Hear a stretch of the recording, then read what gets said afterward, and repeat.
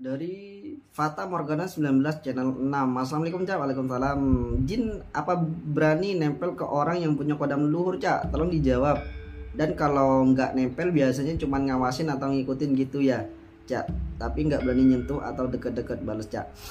Assalamualaikum warahmatollahi wabarakatuh para sedulur batinia semua. Alhamdulillah bertemu kembali bersama saya Cak Kontrang di channel Batinia ini. Terima kasih banyak yang udah menonton dan yang selalu meninggalkan tombol like-nya, dan yang sudah subscribe terima kasih banyak, dan apalagi yang udah share-share.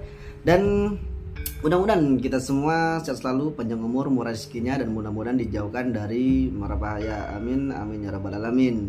Jadi kita akan membahas dari pertanyaan Fata Morgana. Jin apa berani nempel ke orang yang punya kodam leluhur Cak? Tolong dijawab. Gini, ketika kita punya kodam leluhur, apakah kita terhindar dari yang namanya jin-jin negatif yang mengganggu? Jawabannya ada dua, tetap ada dua jawabannya, ada iya ada enggak. Kenapa bisa begitu Cak? Kodam leluhur mendampingi kita tidak semuanya langsung aktif dan selaras. Dan kalau kodam yang mendampingi kita itu tidak aktif dan tidak selaras, otomatis kodam itu bisa dibilang hanya menempati badan kita sebagai rumah dia. Jadi dia nggak ada fungsinya meskipun ada sosok negatif dekat kita. Nah, kodamnya nggak bakalan ngapa-ngapain sosok itu. Kenapa ya? Dia cuman menggunakan badan kita itu sebagai rumah. Kecuali kodamnya itu udah aktif dan udah selaras. Di situ ketika ada sosok negatif yang datang atau bahkan ingin menyakiti atau bahkan ingin mengikuti, akan diusir, otomatis akan diusir gitu ya. Tolong dan kalau nggak nempel biasanya cuman ngawasin atau ngikutin gitu ya Jah. Gini, dulu saya sebelum paham hal-hal ketempelan gitu ya, saya tuh kan ada film dulu tuh kalau orang ketempelan pasti nempel banget ke badan gitu. kayak orang kena lem gitu. Jadi sebenarnya nggak gitu. Yang dimaksud ketempelan itu ada manusia itu diikutin. Jadi ditempel terus kemana-mana ditempel. Jadi bukan nempel gini, enggak. Jadi ya cuman diikutin dari belakang. Nah, jadi karena sosok tersebut itu ada yang energinya negatif positif, nah nanti orang yang ditempel atau diikutin sama sosok yang negatif, otomatis nanti dia akan terimbas sama energi negatif itu juga. Entah nanti orang itu tiba-tiba berperilaku buruk, entah nanti orang itu tiba-tiba kayak tiap hari auranya ketutup banget, gelap banget gitu. Itu ya efek dari sosok yang ngikutin itu. Nah, gimana caranya? Ya diaktifin kodam leluhurnya. Di sini kan pertanyaannya, apakah orang punya kodam leluhur itu masih bisa ketempelan? Intinya kan gitu.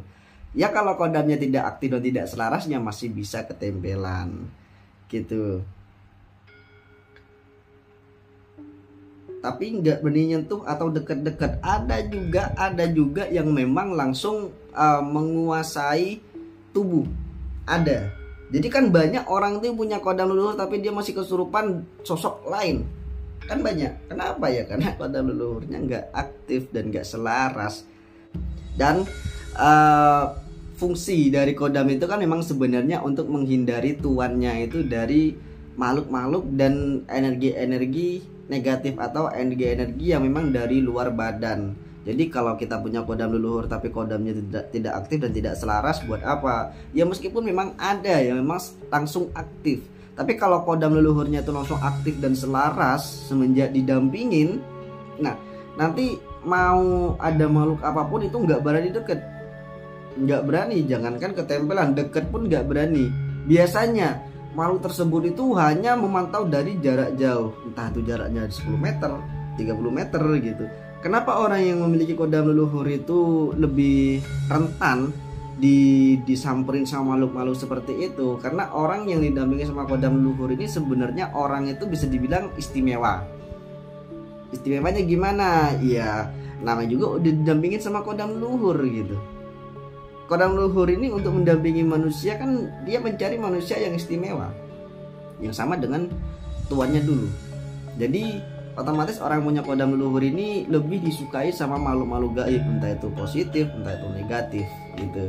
Jadi untuk kalian yang didampingi sama kodam leluhur, kalian harus bisa menyelaraskan dan mengaktifkan kodam leluhur kalian, dan kalian harus bisa kayak menggunakan atau mengontrol kodam-kodam kalian biar kalian juga bisa menggunakan kodam kalian itu untuk hal-hal kebaikan, bahkan juga untuk penjagaan kalian sendiri. Kalau udah bisa untuk penjagaan kalian sendiri, nanti bisa juga untuk penjagaan orang lain gitu.